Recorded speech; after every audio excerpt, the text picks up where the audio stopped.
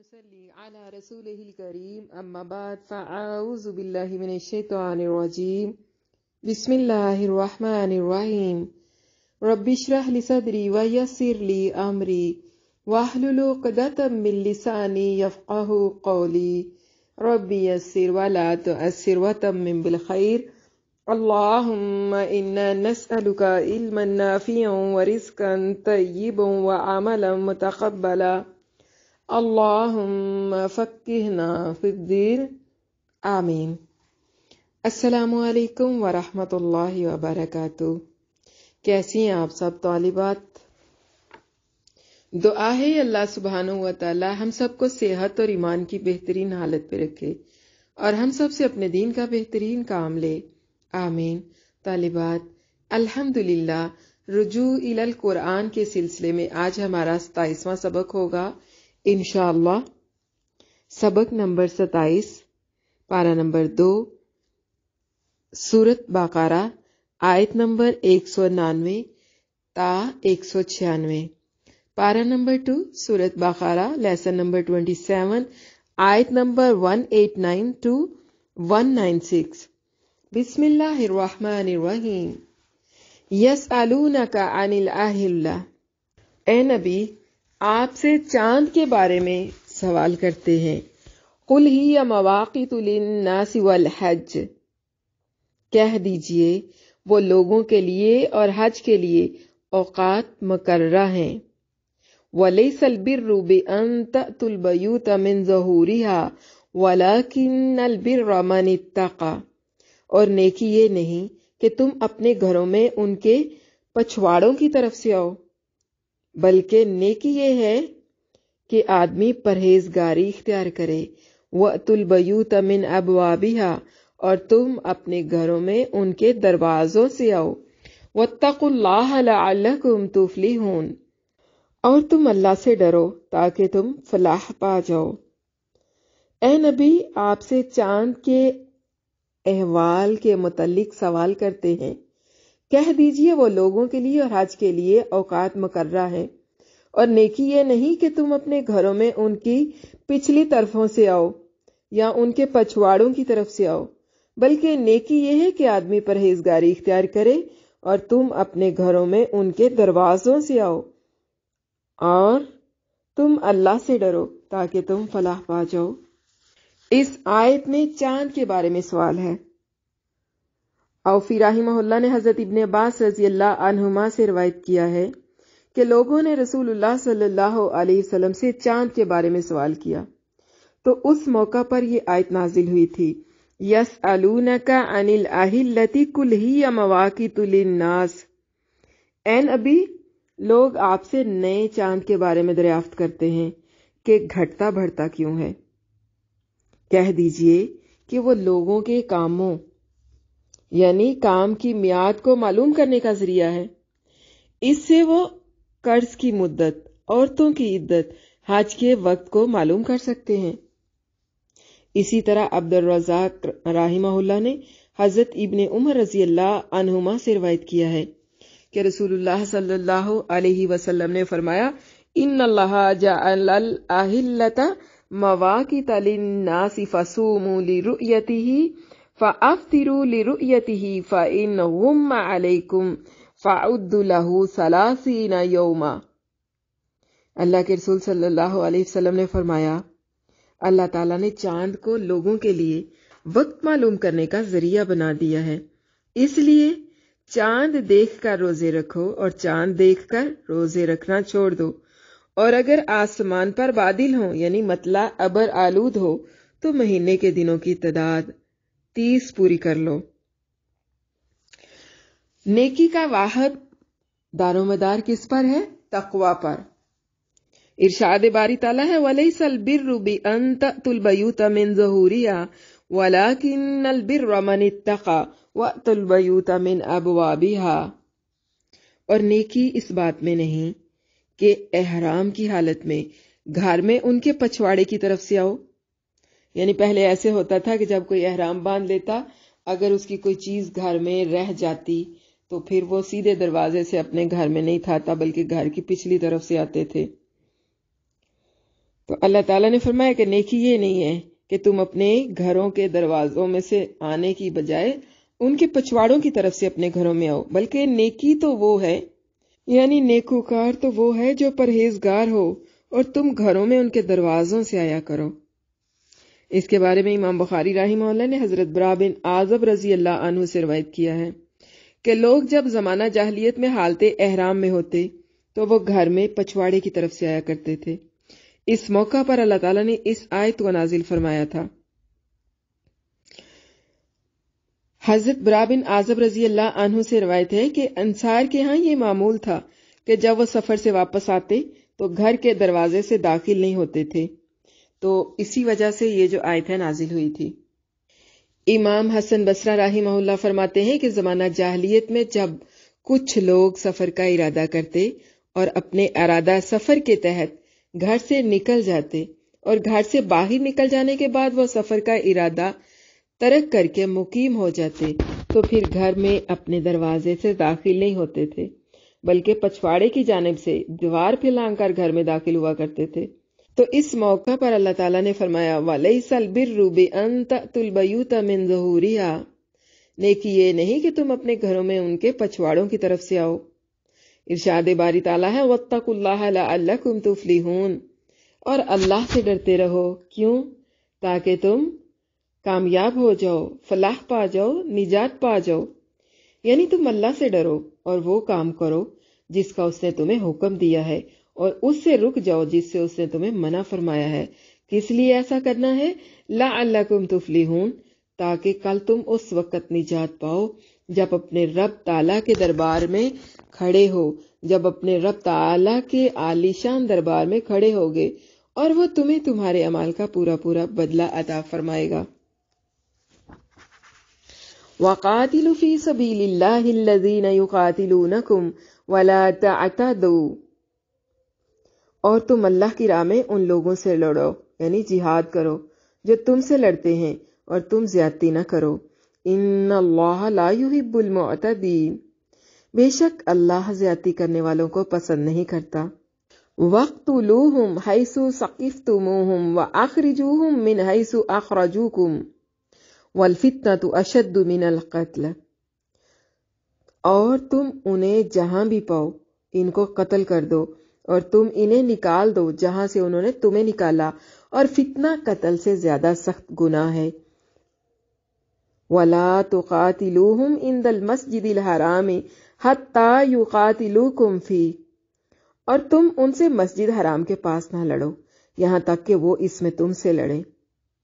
فَإِنْ قَاتَلُوكُمْ فَاقْتُلُوهُمْ، پھر اگر تم سے لڑیں تو تم انہیں قتل کرو۔ كَذَلِكَ جَزَاءُ الْكَافِرِينَ، ایسے کافروں کی یہی سزا ہے۔ فَإِنِ انْتَهَوْا فَإِنَّ اللَّهَ غَفُورٌ رَحِيمٌ، پھر اگر وہ باز آ جائیں تو بے شک اللہ بہت بخشنے والا، بہت رحم والا ہے۔ وَقَاتِلُوهُمْ حَتَّى لَا تَكُونَ فِتْنَةٌ وَيَكُونَ الدِّينُ لِلَّهِ، اور ان سے جنگ کرو یہاں تک کہ فتنہ باقی نہ رہے اور دین صرف اللہ کے لیے ہو جائے۔ فَإِنِ انْتَهَوْا فَلَا عُدْوَانَ إِلَّا عَلَى الظَّالِمِينَ، پھر اگر وہ باز آ جائیں تو ظالموں کے سوا کسی پر زیادتی جائز نہیں۔ اور تم اللہ کی راہ میں ان لوگوں سے لڑو، یعنی جہاد کرو جو تم سے لڑتے ہیں، اور تم زیادتی نہ کرو، بے شک اللہ زیادتی کرنے والوں کو پسند نہیں کرتا۔ اور تم انہیں جہاں بھی پاؤ انہیں قتل کر دو، اور تم انہیں نکال دو جہاں سے انہوں نے تمہیں نکالا، اور فتنہ قتل سے زیادہ سخت گناہ ہے۔ اور تم ان سے مسجد حرام کے پاس نہ لڑو یہاں تک کہ وہ اس میں تم سے لڑیں، پھر اگر وہ تم سے لڑیں تو تم انہیں قتل کر دو، اور ایسے کافروں کی یہی سزا ہے۔ پھر اگر وہ باز آ جائیں تو بے شک اللہ بہت بخشنے والا، بہت رحم کرنے والا ہے۔ اور ان سے جنگ کرو یہاں تک کہ فتنہ باقی نہ رہے اور دین صرف اللہ کے لیے ہو جائے۔ پھر اگر وہ باز آ جائیں تو ظالموں کے سوا کسی پر زیادتی جائز نہیں۔ جو لڑتے ہوں ان سے لڑنے اور جہاں بھی وہ پائے جائیں انہیں قتل کرنے کا حکم۔ امام ابو جعفر رازی رحمہ اللہ نے ربیع بن انس سے ارشاد فرمایا ہے، ارشاد باری تعالیٰ ہے وَقَاتِلُوا فِي سَبِيلِ اللَّهِ الَّذِينَ يُقَاتِلُونَكُمْ، اور جو لوگ تم سے لڑتے ہیں تم بھی اللہ کی راہ میں ان سے لڑو۔ اس کے بارے میں روایت کیا ہے کہ یہ مدینہ میں قتال کے بارے میں نازل ہونے والی پہلی آیت ہے۔ جب یہ آیت نازل ہوئی تو رسول اللہ صلی اللہ علیہ وسلم نے بھی ان لوگوں سے لڑنا شروع کر دیا جو آپ سے لڑتے تھے، اور آپ صلی اللہ علیہ وسلم ان سے نہیں لڑتے تھے جو آپ سے نہیں لڑتے تھے، حتیٰ کہ سورت برات نازل ہو گئی۔ عبد الرحمن بن زید بن اسلم کا بھی یہی قول ہے رحمہ اللہ علیہم، حتیٰ کہ انہوں نے یہ بھی کہا ہے کہ یہ آیت اس آیت سے منسوخ ہے، فَاقْتُلُوا الْمُشْرِكِينَ حَيْثُ وَجَدتُّمُوهُمْ، سورۃ توبہ۔ مشرکوں کو جہاں پاؤ قتل کر دو۔ لیکن یہ بات محل نظر ہے، کیونکہ ارشاد باری تعالیٰ ہے الذین یقاتلونکم، جو لوگ تم سے لڑتے ہیں۔ اس میں ان کافروں کے خلاف بات کی گئی ہے جن کا مقصد اسلام اور مسلمانوں کے خلاف جنگ کرنا ہو، یعنی جس طرح وہ تم سے لڑتے ہیں تم بھی ان کے خلاف اسی طرح لڑو، جیسا کہ فرمایا اسلام اور مسلمانوں کے خلاف جنگ کرنا ہو، یعنی جس طرح وہ تم سے لڑتے ہیں تم بھی ان کے ساتھ اسی طرح لڑو، جیسا کہ ارشاد باری تعالیٰ ہے سورۃ توبہ وَقَاتِلُوا الْمُشْرِكِينَ کَافَّةً كَمَا يُقَاتِلُونَكُمْ كَافَّةً، اور تم سب کے سب مشرکوں سے لڑو جیسے وہ سب کے سب تم سے لڑتے ہیں۔ اسی لیے تو اس آیت میں اللہ تعالیٰ نے فرمایا ہے وَاقْتُلُوهُمْ حَيْثَ ثَقِفْتُمُوهُمْ وَأَخْرِجُوهُمْ مِنْ حَيْثُ أَخْرَجُوكُمْ، اور ان کو جہاں پاؤ قتل کر دو، جہاں سے انہوں نے تم کو نکالا ہے، یعنی مکہ سے، وہاں سے تم بھی ان کو نکال دو، یعنی تمہارا عزم اور ارادہ بھی ان سے لڑنے کا ہو، جس طرح وہ تمہارے ساتھ لڑنے کے لیے کمر بستہ رہتے ہیں، جس طرح انہوں نے تمہیں تمہارے شہر سے نکال دیا ہے، تم بھی بطور قصاص انہیں یہاں سے نکال دو۔ پھر مصلح کرنا، چوری اور خیانت کرنا منع ہے۔ ارشاد باری تعالیٰ ہے وَلَا تَعْتَدُوا إِنَّ اللَّهَ لَا يُحِبُّ الْمُعْتَدِينَ، اور تم زیادتی نہ کرو، بے شک اللہ زیادتی کرنے والوں کو دوست نہیں رکھتا، یعنی اللہ تعالیٰ کے راستے میں جہاد تو کرو مگر کسی کے ساتھ زیادتی نہ کرو۔ اب زیادتی کے مفہوم میں یہ بھی شامل ہے کہ ان کا مصلح نہ کیا جائے، وہ تمام کام نہیں کرنے چاہیے جن کے بارے میں اللہ تعالیٰ نے منع فرمایا ہے۔ امام حسن بصری رحمہ اللہ نے فرمایا جس طرح کے مصلح کیا جائے یا چوری اور خیانت کی جائے، عورتوں، بچوں اور بوڑھوں کو قتل کیا جائے جن کی کوئی رائے یا جنگ میں کوئی حصہ نہ ہو، تارک دنیا اور گوشہ نشینوں کو قتل کیا جائے، درختوں کو جلا دیا جائے اور بغیر کسی مصلحت کے جانوروں کو قتل کر دیا جائے، جیسا کہ حضرت ابن عباس رضی اللہ عنہما، عمر بن عبد العزیز، مقاتل بن حیان اور دیگر کئی ائمہ رحمہ اللہ علیہم اجمعین نے ان کی اسی طرح تفسیر کی ہے۔ صحیح مسلم میں حضرت بریدہ رضی اللہ عنہ سے روایت ہے کہ رسول اللہ صلی اللہ علیہ وسلم نے فرمایا اغزو بسم اللہ فی سبیل اللہ، قاتلوا من کافر باللہ، اغزو ولا تغلوا ولا تغدروا ولا تمثلوا ولا تقتلوا ولیدا ولا اصحاب الصوامع، اللہ کے نام کے ساتھ اللہ کے راستے میں جہاد کرو، جو اللہ کے ساتھ کفر کرے اس سے لڑو، جہاد کرو لیکن خیانت نہ کرو، نہ عہد شکنی کرو، نہ مصلح کرو، اور نہ بچوں اور گرجوں والوں کو قتل کرو۔ اسی طرح صحیح بخاری میں حضرت ابن عمر رضی اللہ عنہ سے روایت ہے کہ رسول اللہ صلی اللہ علیہ وسلم کے بعض غزوات میں ایک عورت مقتول پائی گئی تو رسول اللہ صلی اللہ علیہ وسلم نے عورتوں اور بچوں کے قتل سے منع فرما دیا۔ شرک کرنا قتل سے بھی بڑھ کر جرم ہے۔ جہاد میں چونکہ انسانی جانوں کا خاتمہ اور مردوں کو قتل کرنا ہے، اسی لیے اللہ تعالیٰ نے فرمایا ہے کہ کافر جو اللہ تعالیٰ کے ساتھ کفر و شرک کرتے ہیں اور اس کی راہ سے روکتے ہیں تو یہ تو قتل سے بھی بڑھ کر شدید اور سنگین جرم ہے۔ اسی لیے اللہ تعالیٰ نے فرمایا وَالْفِتْنَةُ أَشَدُّ مِنَ الْقَتْلِ، کہ فتنہ قتل سے زیادہ سخت ہے، اور کفر و شرک کا فساد قتل و خون ریزی سے کہیں بڑھ کر ہے۔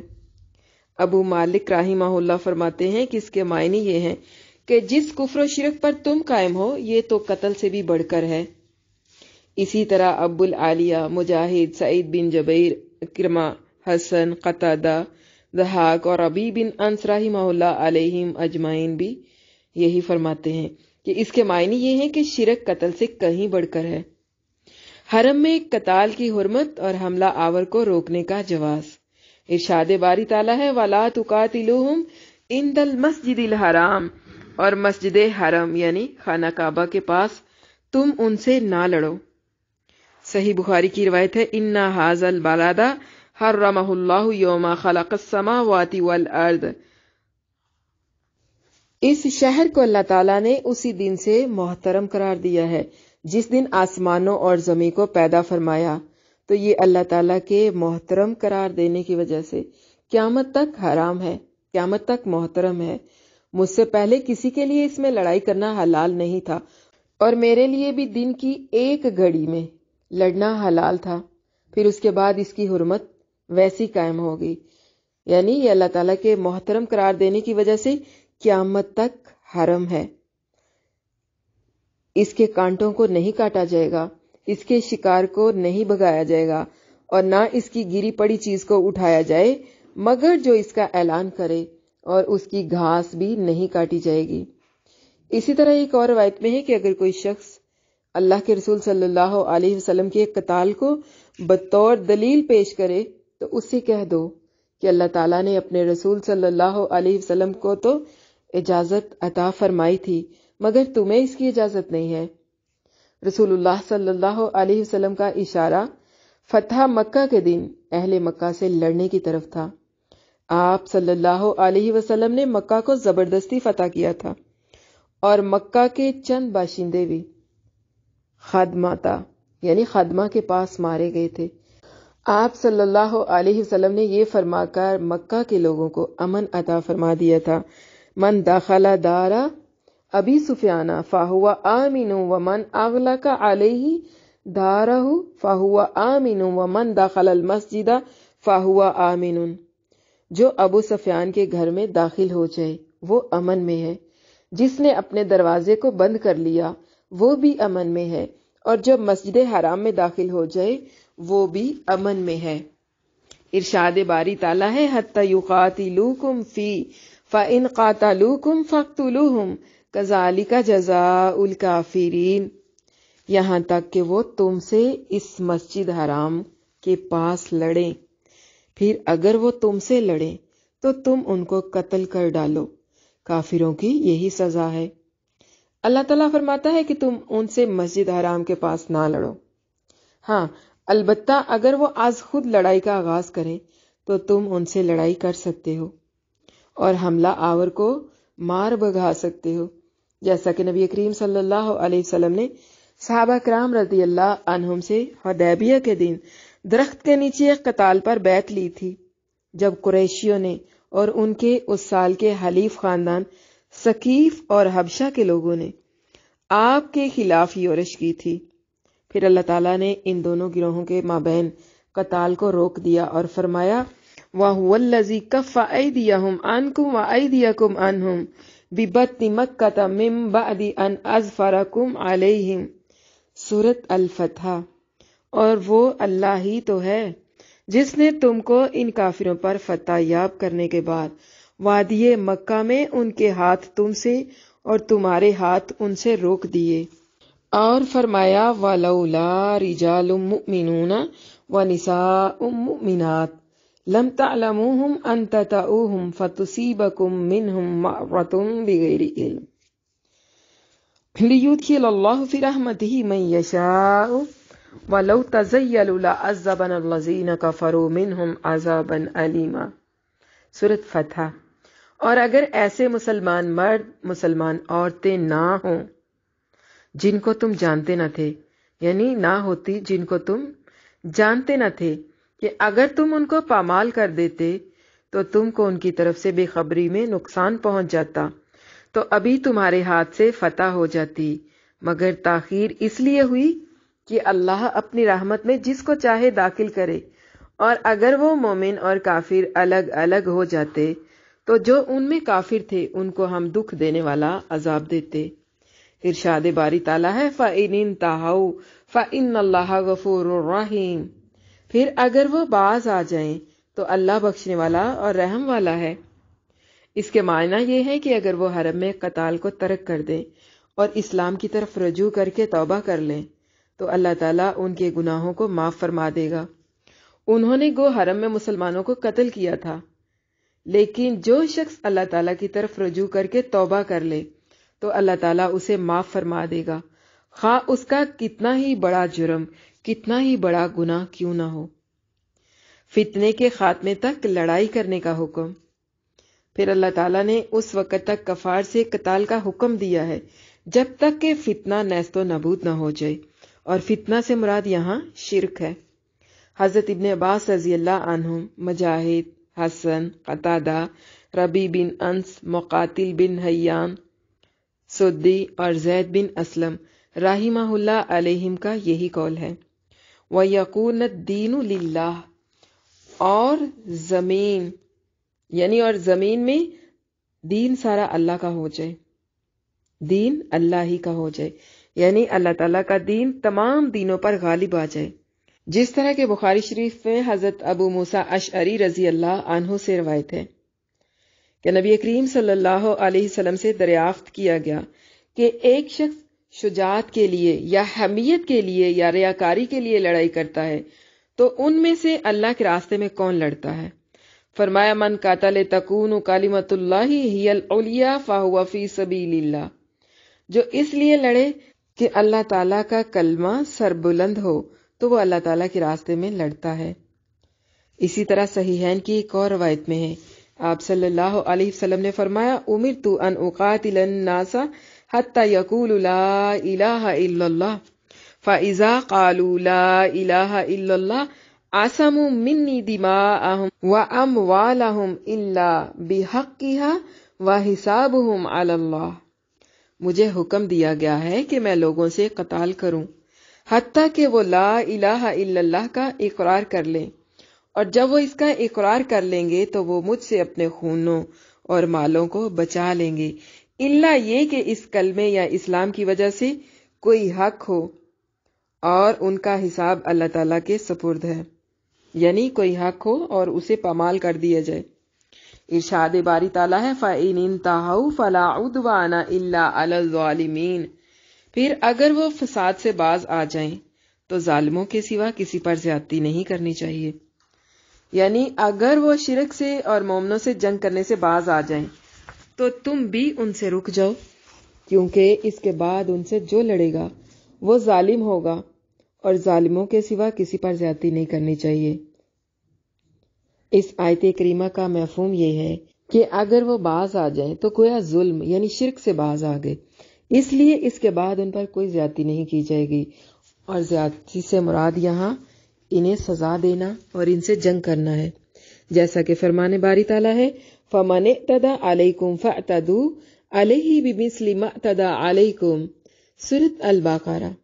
پس اگر کوئی تم پر زیادتی کرے تو جیسی زیادتی وہ تم پر کرے ویسی ہی تم اس پر کرو، اور فرمایا وَجَزَاءُ سَیِّئَةٍ سَیِّئَةٌ مِثْلُهَا، سورۃ شورى، اور برائی کا بدلہ تو اسی طرح کی برائی ہے، اور فرمایا وَإِنْ عَاقَبْتُمْ فَعَاقِبُوا بِمِثْلِ مَا عُوقِبْتُمْ بِهِ، سورۃ نحل، اور اگر تم ان کو تکلیف دینی چاہو تو اتنی ہی دو جتنی تکلیف تم کو ان سے پہنچی ہو۔ یہی وجہ ہے کہ حضرت اکرمہ اور قتادہ فرماتے ہیں کہ ظالم وہ ہے جو لا الہ الا اللہ کہنے سے انکار کر۔ امام بخاری رحمہ اللہ کا قول ہے کہ ارشاد باری تعالیٰ ہے وَقَاتِلُوهُمْ حَتَّى لَا تَكُونُ فِتْنَةٌ۔ اس کی تفسیر میں نافع کے حوالے سے حضرت ابن عمر رضی اللہ عنہما سے روایت ہے کہ فتنہ ابن زبیر رضی اللہ عنہما کے دنوں میں 2 آدمی آپ کے پاس آئے اور انہوں نے کہا کہ لوگ کٹ مر رہے ہیں، اور آپ حضرت عمر رضی اللہ عنہ کے صاحبزادے اور نبی صلی اللہ علیہ وسلم کے صحابی ہیں، تو آپ ابن زبیر رضی اللہ عنہما کے خلاف خروج کیوں نہیں کرتے؟ آپ نے فرمایا مجھے خروج سے یہ بات روکتی ہے کہ اللہ تعالیٰ نے میرے لیے اپنے بھائی کے خون کو حرام قرار دیا ہے۔ ان دونوں نے کہا کہ اللہ تعالیٰ نے یہ نہیں فرمایا وَقَاتِلُوهُمْ حَتَّى لَا تَكُونُ فِتْنَةٌ، ان کفار سے جنگ کرو یہاں تک کہ فتنہ باقی نہ رہے؟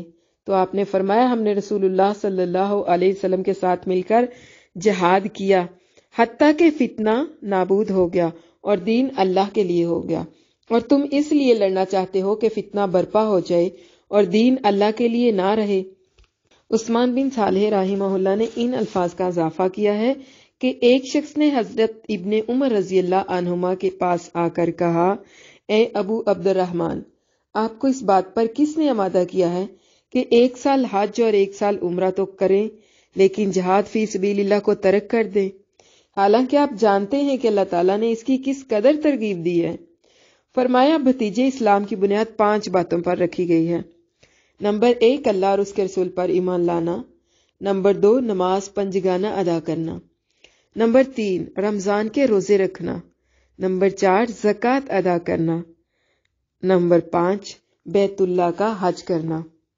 انہوں نے عرض کی، اے ابو عبد الرحمن، کیا آپ نے یہ نہیں سنا کہ اللہ تعالیٰ نے اپنی کتاب میں ذکر فرمایا ہے وَإِن طَائِفَتَانِ مِنَ الْمُؤْمِنِينَ اقْتَتَلُوا فَأَصْلِحُوا بَيْنَهُمَا فَإِن بَغَتْ إِحْدَاهُمَا عَلَى الْأُخْرَى فَقَاتِلُوا الَّتِي تَبْغِي حَتَّى تَفِيءَ إِلَىٰ أَمْرِ اللَّهِ۔ سورۃ الحجرات۔ اور اگر مومنوں میں سے کوئی 2 فریق آپس میں لڑ پڑے تو ان میں صلح کرا دو، اور اگر ایک فریق دوسرے پر زیادتی کرے تو زیادتی کرنے والے سے لڑو یہاں تک کہ وہ اللہ کے حکم کی طرف رجوع کر لے۔ اور فرمایا، وَقَاتِلُوهُمْ حَتَّى لَا تَكُونَ فِتْنَةٌ، اور ان سے اس وقت تک لڑتے رہنا کہ فساد نابود ہو جائے، ختم ہو جائے۔ آپ نے جواب دیا کہ ہم نے رسول اللہ صلی اللہ علیہ وسلم کے عہد میں اسی طرح کیا تھا۔ اس وقت اسلام کم تھا، آدمی کو دین کے اعتبار سے فتنے میں مبتلا کر دیا جاتا، حتیٰ کہ اسے شہید کر دیا جاتا یا طرح طرح کی تکلیفوں میں مبتلا کر دیا جاتا، یہاں تک کہ اسلام زیادہ ہو گیا اور فتنہ فساد باقی نہ رہا۔ اس نے پوچھا کہ حضرت علی اور حضرت عثمان رضی اللہ عنہما کے بارے میں آپ کی کیا رائے ہے؟ فرمایا، عثمان رضی اللہ عنہ کو تو اللہ تعالیٰ نے معاف فرما دیا ہے، مگر تم اس بات کو ناپسند کرتے ہو کہ اللہ تعالیٰ انہیں معاف فرمائے، اور جہاں تک حضرت علی رضی اللہ عنہ کا تعلق ہے تو وہ رسول اللہ صلی اللہ علیہ وسلم کے چچا زاد بھی ہیں اور آپ صلی اللہ علیہ وسلم کے داماد بھی۔ اور ہاتھ سے اشارہ کرتے ہوئے فرمایا، یہ ان کا گھر ہے جسے تم دیکھ رہے ہو۔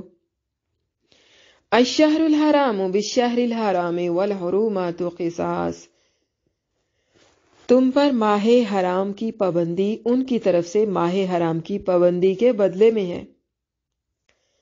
والحرمات قصاص، اور حرمتیں بدلے کی چیزیں ہیں، یعنی حرمتوں کا بھی قصاص ہے۔ فمن اعتدى علیکم فاعتدوا علیہ بمثل ما اعتدى علیکم، پس جو کوئی تم پر زیادتی کرے تو تم اس کے برابر اس پر زیادتی کرو جو زیادتی اس نے تم پر کی۔ واتقوا اللہ واعلموا ان اللہ مع المتقین، اور اللہ سے ڈرو اور جان لو کہ بے شک اللہ پرہیزگاروں کے ساتھ ہے۔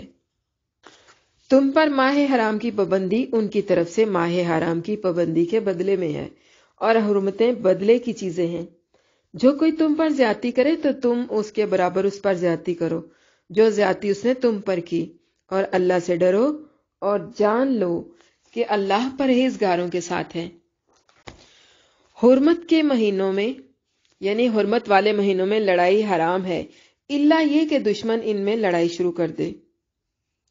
اکرمہ نے حضرت ابن عباس رضی اللہ عنہما سے روایت کیا ہے، ان کے علاوہ دھاک، سدی، قتادہ، ربی بن انس، مقسم اور عطا رحمہ اللہ علیہم، اور ان کے علاوہ دیگر ائمہ تفسیر سے یہی مروی ہے کہ جب 6 ہجری میں رسول اللہ صلی اللہ علیہ وسلم عمرے کے لیے تشریف لے گئے اور مشرکوں نے آپ صلی اللہ علیہ وسلم کو اور آپ کے ساتھ جانے والے آپ کے صحابہ کو، یعنی مسلمانوں کو، مکہ میں داخل ہونے سے اور بیت اللہ تک پہنچنے سے روک دیا، تو یہ ذوالقعدہ کا مہینہ تھا جو حرمت کا مہینہ ہے، اور انہوں نے تقاضا کیا کہ آپ اگلے سال تشریف لائیں، تو آپ اور مسلمان اگلے سال تشریف لائے، اور اس طرح اللہ تعالیٰ نے ان مشرکوں سے بدلہ لے لیا۔ تو اسی سلسلے میں یہ آیت کریمہ نازل ہوئی تھی، الشہر الحرام بالشہر الحرام والحرمات قصاص، تم پر ماہ حرام کی پابندی ماہ حرام کی پابندی کے بدلے میں ہے، اور حرمتیں بدلے کی چیزیں ہیں۔ حضرت جابر بن عبداللہ رضی اللہ عنہما سے روایت ہے کہ رسول اللہ صلی اللہ علیہ وسلم حرمت والے مہینے میں جہاد نہیں کیا کرتے تھے، الا یہ کہ دشمن پہل کرتا تو پھر اس سے لڑتے تھے۔ جب حرمت کا مہینہ ہوتا تو آپ صلی اللہ علیہ وسلم جنگ سے رک جاتے تھے حتیٰ کہ وہ مہینہ گزر جاتا۔ یہی وجہ ہے کہ جب آپ صلی اللہ علیہ وسلم نے حدیبیہ میں پڑاؤ ڈالا ہوا تھا اور آپ کو یہ خبر پہنچی کہ حضرت عثمان رضی اللہ عنہ کو شہید کر دیا گیا ہے، جنہیں آپ صلی اللہ علیہ وسلم نے مشرکین کی طرف اپنا سفیر بنا کر بھیجا تھا، تو آپ صلی اللہ علیہ وسلم نے صحابہ کرام رضی اللہ عنہم سے، جن کی تعداد 1400 تھی، درخت کے نیچے مشرکین کے خلاف جہاد کرنے کے لیے بیعت لی۔ اور جب آپ کو یہ خبر پہنچی کہ حضرت عثمان غنی رضی اللہ عنہ کو شہید نہیں کیا گیا تو آپ نے لڑائی سے ہاتھ روک لیے، یعنی آپ صلی اللہ علیہ وسلم لڑائی سے رک گئے اور صلح کی طرف مائل ہو گئے۔ اس طرح آپ صلی اللہ علیہ وسلم جب حنین کے دن حوازن قبیلے کی لڑائی سے فارغ ہوئے اور مشرکین طائف میں جا کر قلعہ بند ہو گئے تو آپ صلی اللہ علیہ وسلم بھی وہاں تشریف لے گئے اور آپ صلی اللہ علیہ وسلم نے محاصرہ فرما لیا۔ آپ نے منجنیق کے ساتھ محاصرہ کیا ہوا تھا کہ ذوالقعدہ کا مہینہ شروع ہو گیا اور 40 دن تک یہ محاصرہ رہا، جیسا کہ صحیحین میں حضرت انس رضی اللہ عنہ سے ثابت ہے۔ پھر جب بہت سے صحابہ کرام رضی اللہ عنہم شہید ہو گئے تو آپ صلی اللہ علیہ وسلم نے فتح کے بغیر ہی یہ محاصرہ ختم کر دیا اور آپ صلی اللہ علیہ وسلم مکہ کی طرف واپس تشریف لے گئے اور مقام جرانہ سے عمرے کا احرام باندھا، جہاں آپ صلی اللہ علیہ وسلم نے حنین کی غنیمتوں کو تقسیم فرمایا تھا۔ آپ صلی اللہ علیہ وسلم نے یہ عمرہ ذوالقعدہ میں ادا فرمایا تھا، صلوات اللہ وسلامہ علیہ۔ ارشاد باری تعالیٰ ہے فَمَنِ اعْتَدَىٰ عَلَيْكُمْ فَاعْتَدُوا عَلَيْهِ بِمِثْلِ مَا اعْتَدَىٰ عَلَيْكُمْ۔ پس اگر کوئی تم پر زیادتی کرے تو جیسی زیادتی وہ تم پر کرے ویسی ہی تم اس پر کرو۔ یہ اللہ کی طرف سے عدل کرنے کا حکم ہے، حتیٰ کہ مشرکوں کے ساتھ بھی، جیسا کہ اس نے فرمایا ہے وَإِنْ عَاقَبْتُمْ فَعَاقِبُوا بِمِثْلِ مَا عُوقِبْتُمْ بِهِ، سورۃ نحل۔ اور اگر تم ان کو تکلیف دینا چاہو تو اتنی ہی تکلیف دو جتنی تکلیف تم کو ان سے پہنچی ہو۔ اور فرمانے باری تعالیٰ ہے وَاتَّقُوا اللَّهَ وَاعْلَمُوا أَنَّ اللَّهَ مَعَ الْمُتَّقِينَ، اور اللہ سے ڈرتے رہو اور جان رکھو کہ بے شک اللہ ڈرنے والوں کے ساتھ ہے۔ اس آیت میں یہ حکم ہے کہ اس کی اطاعت تقوی کو اختیار کیا جائے، اس کی اطاعت اور تقوی کو اختیار کیا جائے، اور یہ بھی کہ اللہ تعالیٰ نے ہمیں اس میں یہ بھی بتایا ہے کہ جو لوگ اللہ تعالیٰ سے ڈریں گے تو اللہ تعالیٰ انہیں دنیا اور آخرت میں اپنی مدد، اپنی حمایت، اپنی نصرت سے سرفراز فرمائے گا۔ وَأَنفِقُوا فِي سَبِيلِ اللَّهِ وَلَا تُلْقُوا بِأَيْدِيكُمْ إِلَى التَّهْلُكَةِ وَأَحْسِنُوا إِنَّ اللَّهَ يُحِبُّ الْمُحْسِنِينَ، اور تم اللہ کی راہ میں خرچ کرو اور اپنے ہاتھ ہلاکت کے کام میں نہ ڈالو اور تم نیکی کرو، یقیناً اللہ نیکی کرنے والوں کو پسند کرتا ہے۔ اور تم اللہ کی راہ میں خرچ کرو اور اپنے ہاتھ ہلاکت میں نہ ڈالو اور تم نیکی کرو، یقیناً اللہ نیکی کرنے والوں کو پسند کرتا ہے۔ یہاں اس آیت کے اندر اللہ کی راہ میں خرچ کرنے کا حکم دیا جا رہا ہے۔ امام بخاری رحمہ اللہ نے حضرت حذیفہ رضی اللہ عنہ سے روایت کیا ہے کہ آیت وَأَنفِقُوا سَبِيلِ اللَّهِ وَلَا تُلْقُوا بِأَيْدِيكُمْ إِلَى التَّهْلُكَةِ، اور تم اللہ کی راہ میں مال خرچ کرو اور اپنے آپ کو ہلاکت میں نہ ڈالو۔ نفقے کے بارے میں یعنی خرچ کرنے کے بارے میں نازل ہوئی۔ ابن ابو حاتم نے بھی اسی طرح اس کو روایت کیا ہے اور فرمایا ہے کہ حضرت ابن عباس رضی اللہ عنہما اور اکرمہ، عطا، دھاک، حسن، قتادہ، سدی، مقاتل بن حیان رحمہ اللہ علیہم سے بھی اسی طرح مروی ہے۔ امام لیث بن سعد نے یزید بن ابو حبیب سے اور انہوں نے ابو عمران اسلم رحمہ اللہ علیہم سے روایت کیا ہے کہ قسطنطنیہ میں مہاجرین سے کچھ لوگوں نے دشمن کی صف پر اس طرح حملہ کیا کہ صف کو چیر ڈالا۔ اس وقت حضرت ابو ایوب انصاری رضی اللہ عنہ بھی ہمارے ساتھ تھے۔ ایک شخص نے یہ دیکھ کر کہا کہ اس نے اپنے آپ کو ہلاکت میں ڈالا ہے۔ یہ سن کر حضرت ابو ایوب رضی اللہ عنہ نے فرمایا کہ اس آیت کے بارے میں ہم زیادہ بہتر جانتے ہیں، کیونکہ یہ ہمارے ہی بارے میں نازل ہوئی تھی۔ ہمیں رسول اللہ صلی اللہ علیہ وسلم کی صحبت نصیب ہوئی۔ ہم تمام موقعوں پر آپ صلی اللہ علیہ وسلم کے ساتھ تھے، اور ہم نے آپ صلی اللہ علیہ وسلم کی مدد کی۔ جب اسلام پھیل کر خوب ظاہر ہو گیا تو ہم گروہ انصار جمع ہو کر آپس میں سرگوشیاں کرنے لگے کہ اللہ تعالیٰ نے ہمیں اپنے نبی صلی اللہ علیہ وسلم کی صحبت اور نصرت کی وجہ سے عزت عطا فرمائی ہے، حتیٰ کہ اسلام پھیل گیا اور مسلمانوں کی تعداد میں اضافہ ہو گیا۔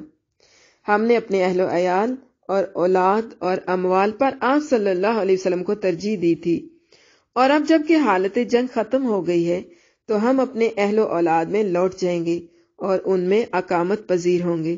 تو اس وقت ہمارے بارے میں یہ آیت نازل ہوئی تھی، وَأَنفِقُوا فِي سَبِيلِ اللَّهِ وَلَا تُلْقُوا بِأَيْدِيكُمْ إِلَى التَّهْلُكَةِ، اور اللہ کی راہ میں مال خرچ کرو اور اپنے آپ کو ہلاکت میں نہ ڈالو۔ گویا اہل و عیال یعنی اہل اور مال میں اقامت اختیار کرنا اور جہاد کو ترک کر دینا بھی اپنے آپ کو ہلاکت میں ڈالنا ہے۔ اسے امام ابو داؤد، ترمذی اور نسائی نے اپنی اپنی سنن میں، اور عبد بن حبیب نے اپنی تفسیر میں، ابن ابو حاتم، ابن جریر، ابن مردویہ نے، اور حافظ ابو یعلا نے اپنی مسند میں، ابن حبان نے صحیح میں، اور حاکم نے مستدرک میں روایت کیا ہے۔ ابو داؤد میں ابو عمران اسلم رحمہ اللہ کی روایت میں ہے کہ ہم قسطنطنیہ میں تھے۔ اہل مصر پر اس وقت عقبہ بن عامر حاکم تھے، اور اہل شام پر فضالہ بن عبید۔ رومیوں کی ایک عظیم صف نکلی تو ہم بھی ان کے مقابل صف آرا ہو گئے۔ تو ایک مسلمان نے رومیوں پر اس زور کا حملہ کیا کہ وہ ان کی صفوں میں داخل ہو گیا۔ لوگ چیخ اٹھے اور کہنے لگے، سبحان اللہ، اس نے تو اپنے آپ کو ہلاکت میں ڈال دیا ہے۔ حضرت ابو ایوب رضی اللہ عنہ نے فرمایا، لوگو تم اس آیت کا غلط مطلب لیتے ہو۔ یہ آیت ہم گروہ انصار کے بارے میں نازل ہوئی تھی، جب اللہ تعالیٰ نے اپنے دین کو سرفرازی عطا فرما دی اور اس کے مددگاروں کی تعداد میں اضافہ ہو گیا۔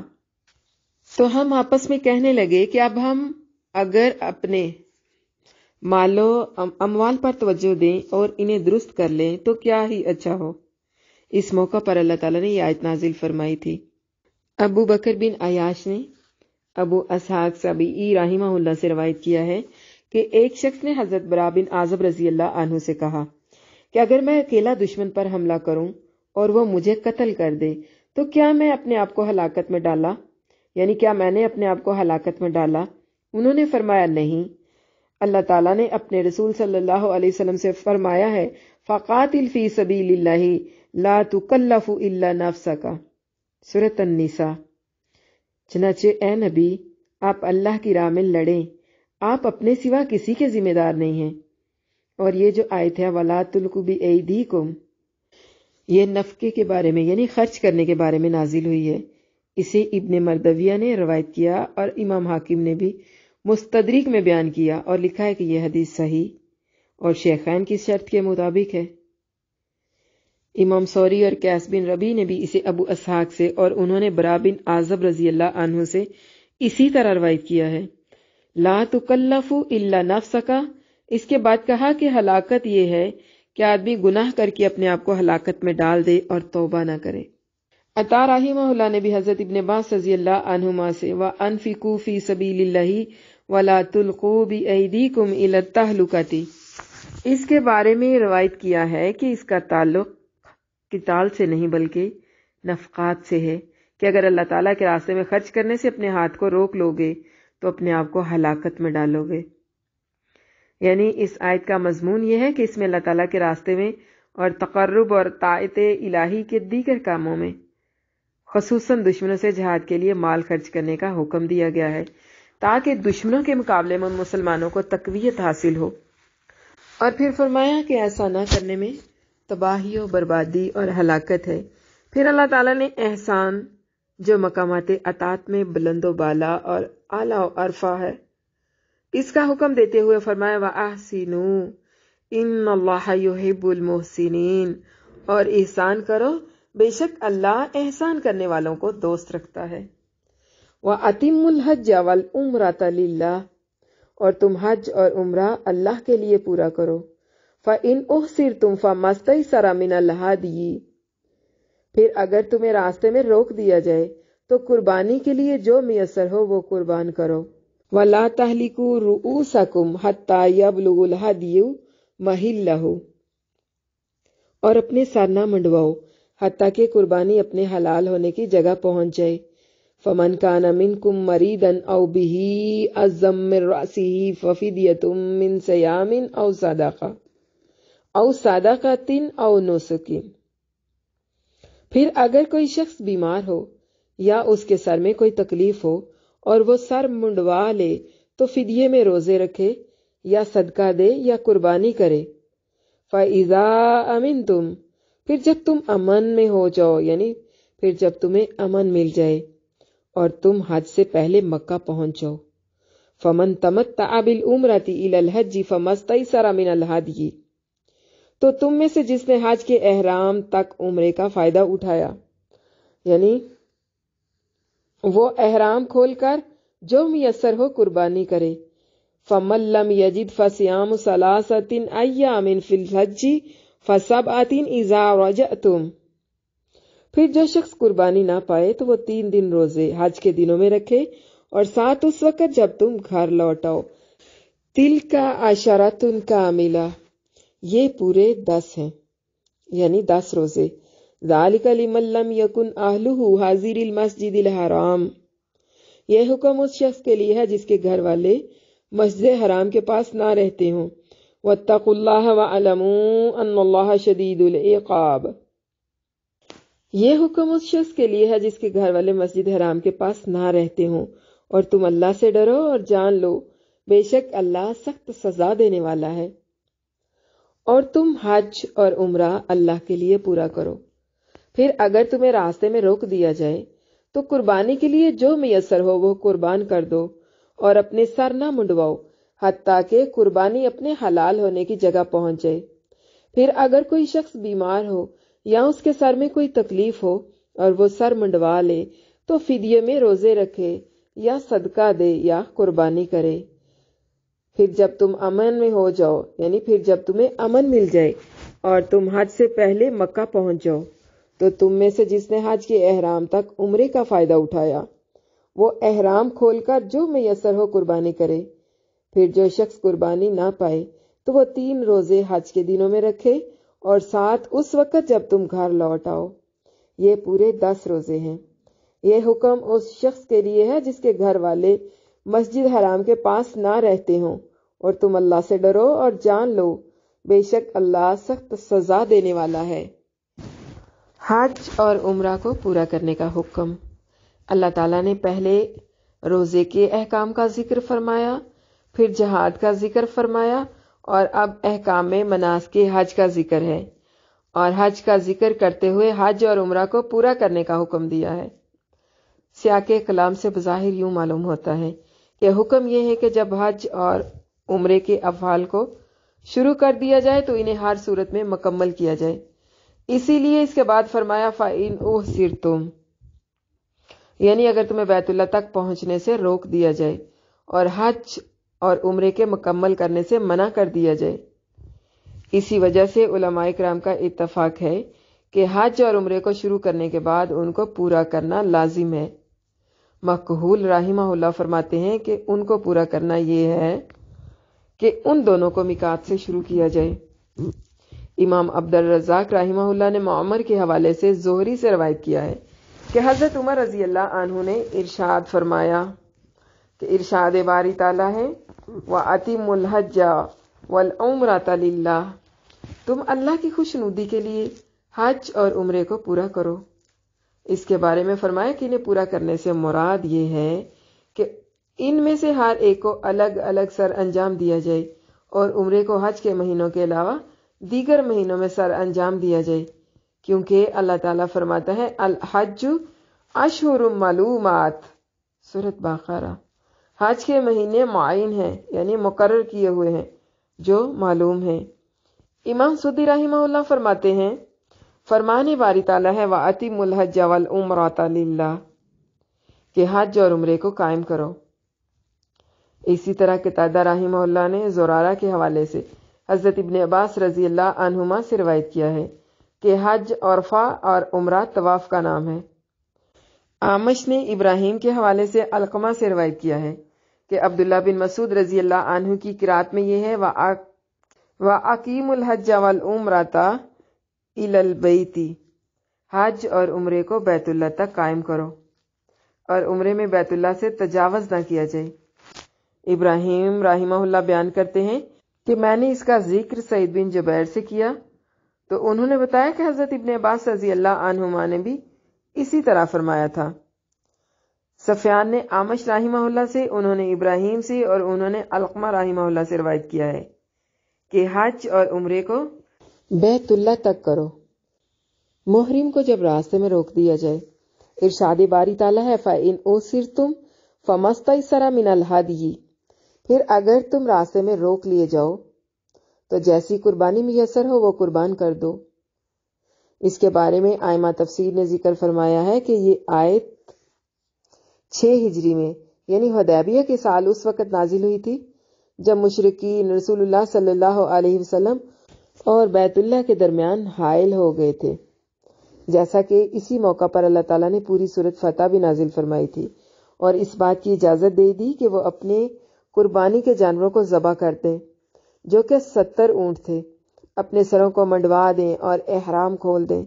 اس وقت رسول اللہ صلی اللہ علیہ وسلم نے صحابہ کرام رضی اللہ عنہم کو جب یہ حکم دیا کہ وہ سر منڈوا دیں اور احرام کھول کر حلال ہو جائیں تو انہوں نے ایسا کرنے میں قدرے تاخیر کی تاکہ یہ حکم منسوخ ہو جائے، مگر جب رسول اللہ صلی اللہ علیہ وسلم نے اپنا سر مبارک منڈوا دیا تو صحابہ کرام رضی اللہ عنہم نے بھی آپ کی اتباع میں ایسا ہی کیا۔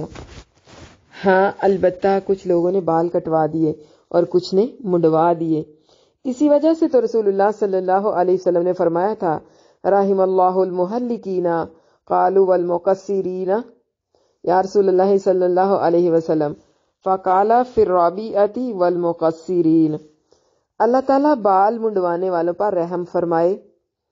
صحابہ کرام رضی اللہ عنہم نے عرض کی اے اللہ کے رسول، بال کٹوانے والوں کے لیے بھی دعا فرمائیں، یعنی چوتھی بار آپ صلی اللہ علیہ وسلم نے فرمایا اللہ تعالیٰ بال کٹوانے والوں پر بھی رحم فرمائے، یعنی 3 دفعہ آپ صلی اللہ علیہ وسلم نے فرمایا کہ منڈوانے والوں پر اللہ رحم فرمائے، رحمت فرمائے، اور چوتھی دفعہ بال کٹوانے والوں کے لیے دعا کی۔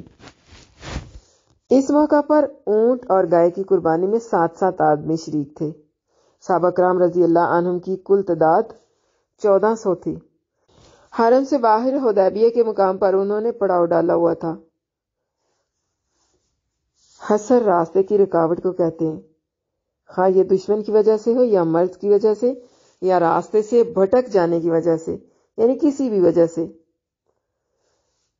حجاج بن عمرو انصاری رضی اللہ عنہ سے روایت ہے کہ میں نے رسول اللہ صلی اللہ علیہ وسلم کو ارشاد فرماتے ہوئے سنا،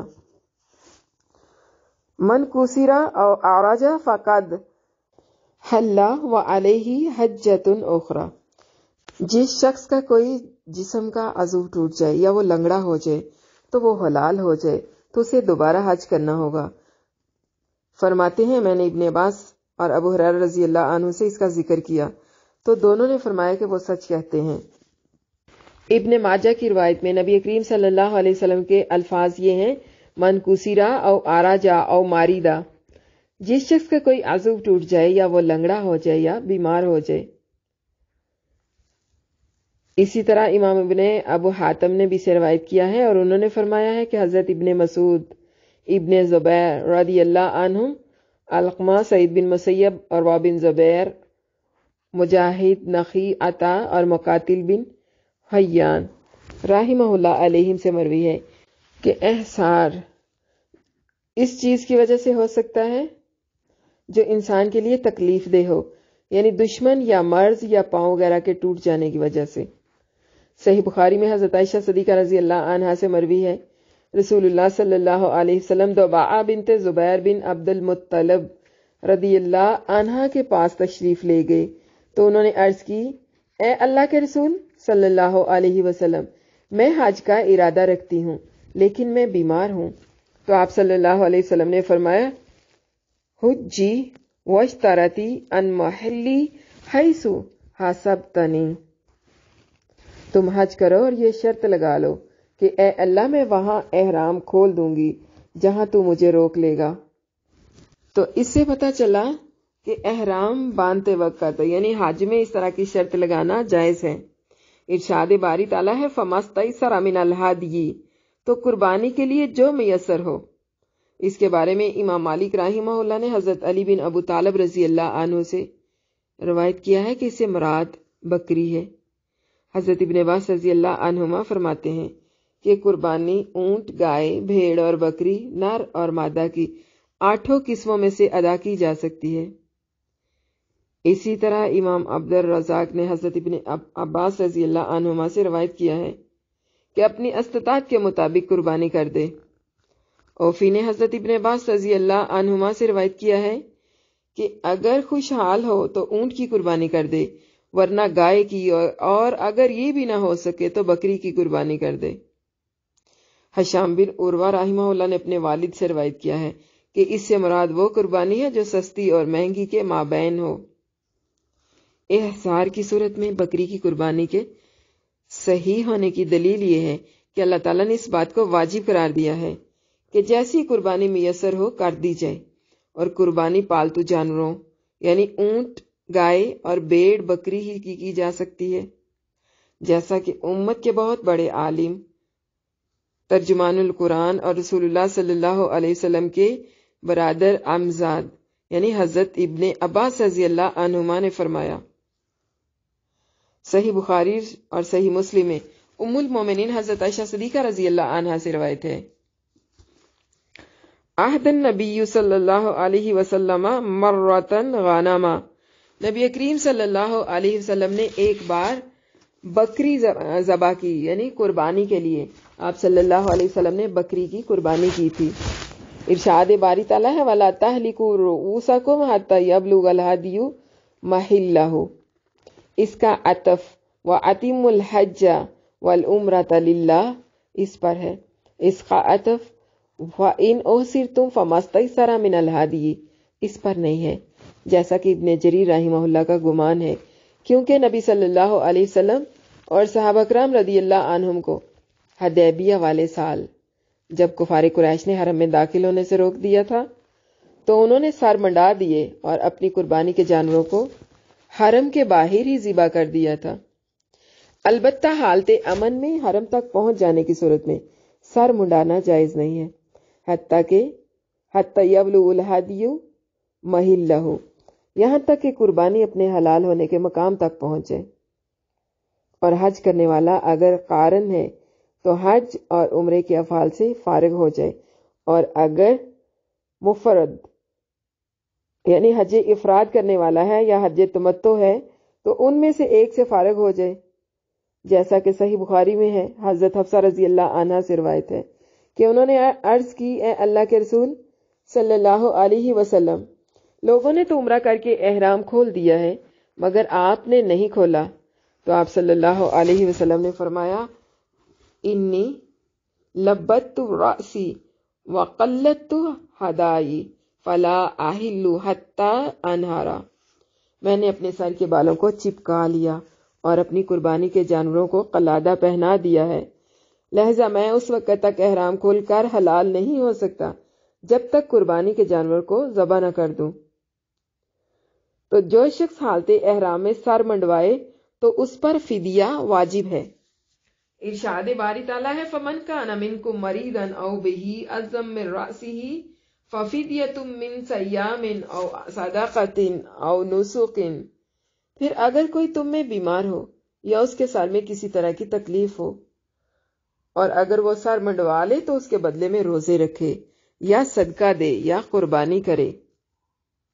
امام بخاری رحمہ اللہ نے حضرت عبد الرحمن بن اصبہانی سے روایت کیا ہے کہ میں نے عبداللہ بن معقل سے سنا کہ میں کعب بن عجرہ رضی اللہ عنہ کے پاس اس مسجد یعنی مسجد کوفہ میں بیٹھا ہوا تھا کہ میں نے ان سے روزوں کی صورت میں فدیے کی ادائیگی کے بارے میں پوچھا، تو انہوں نے بتایا کہ مجھے جب نبی کریم صلی اللہ علیہ وسلم کی خدمت میں لے جایا گیا تو میرے چہرے پر جوئیں چل رہی تھی۔ آپ نے فرمایا ما كنت أرى أن الجهد قد بلغ بك هذا اما تجد شأت قلت لا. یعنی اللہ کے نبی صلی اللہ علیہ وسلم نے فرمایا مجھے نہیں تھا خیال کہ تمہیں اتنی زیادہ تکلیف ہے جوؤں کی وجہ سے، یعنی میرا خیال نہیں تھا کہ تمہاری تکلیف یہاں تک پہنچ جائے گی. اما تجد شأت، کیا تمہارے پاس کوئی بکری موجود ہے؟ قلت لا، میں نے کہا نہیں. قال، آپ صلی اللہ علیہ وسلم نے فرمایا صم، روزہ رکھو ثلاثۃ ایام، 3 دن، اور اطعم ستۃ مساکین لکل مسکین نصف صاع من طعام. آپ نے فرمایا 3 روزے رکھ لو یا 6 مسکینوں کو کھانا کھلا دو اور ہر مسکین کو نصف صاع کھانا دو. واہلک رأسک، اور اپنے سر کو منڈوا دو. تو کہتے ہیں یہ آیت خاص طور پر میرے بارے میں نازل ہوئی تھی، لیکن اس کا حکم تم سب کے لیے عام ہے. امام احمد رحمہ اللہ نے کعب بن عجرہ رضی اللہ عنہ سے روایت کیا ہے کہ نبی کریم صلی اللہ علیہ وسلم میرے پاس تشریف لائے تو میں ہنڈیا کے نیچے آگ جلا رہا تھا اور جوئیں میرے چہرے یا میری پلکوں پر چل رہی تھی. تو آپ صلی اللہ علیہ وسلم نے فرمایا آیوزی کا ہوا ام راسک؟ قال قلت نعم. قال فاہلکہ وصم ثلاثۃ ایام او اطعم ستۃ مساکین او ونسک نسیکہ. کیا تمہارے سر کی جوئیں تمہیں تکلیف دے رہی ہیں؟ میں نے عرض کی جی ہاں. تو آپ صلی اللہ علیہ وسلم نے فرمایا کہ اپنے سر کو منڈوا دو اور 3 روزے رکھ لو یا 6 مسکینوں کو کھانا کھلا دو یا قربانی کر لو. ایوب رحمہ اللہ جو اس حدیث کے راوی ہیں کہتے ہیں کہ مجھے نہیں معلوم کہ آپ نے ان میں سے پہلے کس کا ذکر فرمایا ہے. قرآن مجید کے الفاظ میں چونکہ رخصت کو بیان کرنا مقصد تھا، اس لیے قرآن نے سب سے پہلے زیادہ آسان صورت کو بیان کیا اور نبی صلی اللہ علیہ وسلم نے زیادہ افضل عمل کی طرف رہنمائی فرمائی تھی. اس لیے آپ نے فرمایا کہ بکری قربان کر دو یا 6 مسکینوں کو کھانا کھلا دو یا 3 روزے رکھ لو. تو ان میں سے ہر ایک اپنی جگہ پر بہت خوب ہے. وَلِلَّهِ الْحَمْدُ وَالْمِنَّةُ. حج میں تمتع کا بیان. ارشاد باری تعالیٰ فَإِذَا أَمِنْتُمْ فَمَنْ تَمَتَّعَ بِالْعُمْرَةِ إِلَى الْحَجِّ فَمَا اسْتَيْسَرَ مِنَ الْهَدْيِ. پھر جب تمہیں امن مل جائے اور تم حج سے پہلے مکہ پہنچ جاؤ تو تم میں سے جس نے حج کے احرام تک عمرے کا فائدہ اٹھایا تو جو قربانی میسر ہو کرے، یعنی جب مناسک حج ادا کرنا تمہارے لیے ممکن ہو جائے. اور تم میں سے جو حج کے وقت تک عمرے سے فائدہ اٹھانا چاہے، اور یہ حکم اس کے لیے ہے جس نے حج اور عمرہ دونوں کا احرام باندھا ہو، اور اس کے لیے بھی جس نے پہلے صرف عمرے کا احرام باندھا ہو اور عمرے سے فراغت کے بعد حج کا احرام باندھ لیا ہو. اور یہی خاص تمتع ہے جو فقہا کے کلام میں معروف ہے، اور عام تمتع دونوں قسموں کو شامل ہے.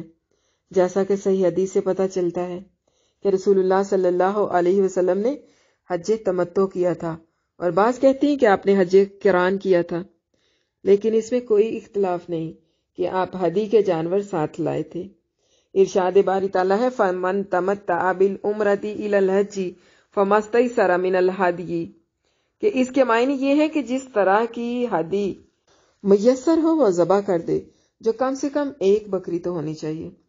اسی طرح گائے بھی ذبح کر سکتا ہے، کیونکہ رسول اللہ صلی اللہ علیہ وسلم نے ازواج مطہرات کی طرف سے گائے کو ذبح کیا تھا. امام اوزائی رحمہ اللہ نے یحییٰ بن ابو کثیر رحمہ اللہ سے، انہوں نے ابو سلمہ سے، اور انہوں نے حضرت ابو ہریرہ رضی اللہ عنہ سے روایت کیا ہے کہ رسول اللہ صلی اللہ علیہ وسلم نے ازواج مطہرات کی طرف سے گائے کو ذبح کیا اور انہوں نے حج تمتع کا احرام باندھا ہوا تھا. یہ جو حدیث ہے یہ حج تمتع کی مشروعیت کی دلیل ہے، جیسا کہ صحیحین میں حضرت عمران بن حسین رضی اللہ عنہما سے روایت ہے کہ کتاب اللہ میں آیت تمتع نازل ہوئی تھی اور ہم نے رسول اللہ صلی اللہ علیہ وسلم کے ساتھ حج تمتع کیا. قرآن نے اسے حرام یا ممنوع قرار نہیں دیا، حتیٰ کہ رسول اللہ صلی اللہ علیہ وسلم وفات پا گئے تو ایک شخص نے اپنی رائے سے جو چاہا کہا. امام بخاری رحمہ اللہ فرماتے ہیں کہ ان کا اشارہ حضرت عمر رضی اللہ عنہ کی طرف ہے۔ امام بخاری رحمہ اللہ نے جو یہ فرمایا ہے تو حضرت عمر رضی اللہ عنہ سے اس کی صراحت بھی منقول ہے کہ آپ صلی اللہ علیہ وسلم لوگوں کو حج تمتع سے منع کیا کرتے تھے اور فرماتے تھے کہ اگر ہم کتاب اللہ کو لیں تو اللہ تعالیٰ نے اس میں اتمام کا حکم دیا ہے۔ آپ کا اشارہ ارشاد باری تعالیٰ وَأَتِمُّ الْحَجَّ وَالْعُمْرَةَ لِلَّهِ اس کی طرف تھا۔ در حقیقت حضرت عمر رضی اللہ عنہ اس سے اس لیے منع نہیں فرماتے تھے کہ آپ اسے حرام سمجھتے تھے، بلکہ آپ اس لیے منع فرماتے تھے تاکہ حج اور عمرہ کرنے والوں کا بیت اللہ کی طرف زیادہ سے زیادہ قصد ہو، جیسا کہ آپ سے اس کی صراحت موجود ہے۔ ہدی کا جانور میسر نہ ہو تو 10 دن روزے رکھے، یعنی تمتع والا۔ ارشاد باری تعالیٰ ہے فَمَن لَّمْ يَجِدْ فَصِيَامُ ثَلَاثَةِ أَيَّامٍ فِي الْحَجِّ وَسَبْعَةٍ إِذَا رَجَعْتُمْ تِلْكَ عَشَرَةٌ كَامِلَةٌ۔ پھر جس کو قربانی نہ ملے وہ 3 روزے ایام حج میں رکھے اور 7 اس وقت جب تم گھر لوٹ آؤ، یہ پورے 10 روزے ہوئے۔ یعنی جس کے پاس قربانی کا جانور نہ ہو تو وہ 3 روزے ایام حج میں رکھ لے۔ اوفی رحمہ اللہ نے حضرت ابن عباس رضی اللہ عنہما سے روایت کیا ہے کہ جس کے پاس قربانی نہ ہو تو وہ ایام حج میں عرفہ کے دن سے پہلے 3 روزے رکھ لے، اور اگر تیسرا دن عرفہ ہو تو اس کے روزے پورے ہو گئے، اور 7 روزے اپنے گھر والوں کے پاس لوٹ کر رکھ لے۔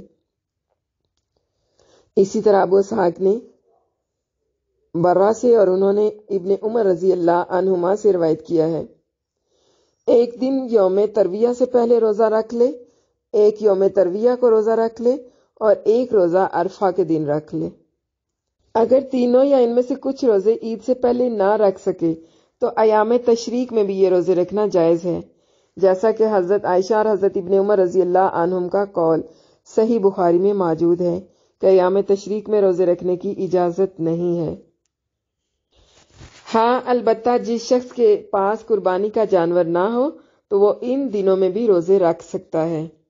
سفیان رحمہ اللہ نے جعفر بن محمد سے، انہوں نے اپنے والد سے اور انہوں نے حضرت علی رضی اللہ عنہ سے روایت کیا ہے کہ جو شخص ایام حج میں روزے نہ رکھ سکے تو وہ ایام تشریق میں رکھ لے۔ انہوں نے یہ بات فَصِيَامُ ثَلَاثَةَ أَيَّامٍ فِي الْحَجِّ اس کے عموم کے پیش نظر فرمائی۔ امام مسلم نے نبیشہ حذیلی رضی اللہ عنہ سے جو یہ روایت کیا ہے کہ رسول اللہ صلی اللہ علیہ وسلم نے فرمایا ایام تشریق کھانے پینے اور اللہ کا ذکر کرنے کے دن ہے، تو یہ حکم عام ہے، جبکہ حضرت عائشہ رضی اللہ عنہا اور حضرت ابن عمر رضی اللہ عنہما کی روایت جو ہے وہ خاص ہے۔ ارشاد باری تعالیٰ ہے وَسَبْعَةٍ إِذَا رَجَعْتُمْ، اور 7 اس وقت جب تم گھر لوٹ آؤ۔ اس کے بارے میں 2 قول ہیں، ایک یہ کہ جب تم اپنی رہائش گاہوں میں واپس آ جاؤ، دوسرا یہ کہ جب تم اپنے وطنوں میں واپس آؤ تو روزے رکھ لو۔ امام عبد الرزاق رحمہ اللہ نے سالم سے روایت کیا ہے کہ میں نے حضرت ابن عمر رضی اللہ عنہما سے سنا کہ آپ اس آیت کے بارے میں فرما رہے تھے کہ 7 روزے اس وقت رکھے جب اپنے گھر والوں کے پاس واپس آئے۔ امام بخاری رحمہ اللہ نے سالم بن عبداللہ سے روایت کیا ہے کہ ابن عمر رضی اللہ عنہما نے کہا رسول اللہ صلی اللہ علیہ وسلم نے حجۃ الوداع میں عمرے کے ساتھ حج تک کا فائدہ اٹھایا تھا۔ آپ صلی اللہ علیہ وسلم نے قربانی بھی دی، قربانی کا جانور اپنے ساتھ ذوالحلیفہ سے لائے تھے، اور کچھ لوگ قربانی کے جانور اپنے ساتھ نہیں لائے تھے۔ نبی کریم صلی اللہ علیہ وسلم جب مکہ میں تشریف لائے تو آپ نے لوگوں سے فرمایا تم میں سے جو شخص قربانی کا جانور اپنے ساتھ لایا ہو تو اس کے لیے اس وقت تک احرام کی وجہ سے حرام ہونے والی چیزوں میں سے کوئی بھی حلال نہیں ہوگی جب تک وہ اپنے حج کو پورا نہ کر لے، اور جو شخص قربانی کا جانور اپنے ساتھ نہ لایا ہو تو وہ بیت اللہ اور صفا مروہ کا طواف کر لے، بال کٹوا دے اور حلال ہو جائے، پھر حج کا احرام باندھ لے، اور جسے قربانی میسر نہ ہو تو وہ ایام حج میں 3 روزے رکھ لے اور 7 روزے اس وقت رکھے جب اپنے اہل و عیال کے پاس لوٹ جائے۔ پھر اس کے بعد باقی ساری حدیث بیان کی۔ ارشاد باری تعالیٰ ہے تل کا عشرۃ کاملہ، یہ پورے 10 ہوئے ہیں۔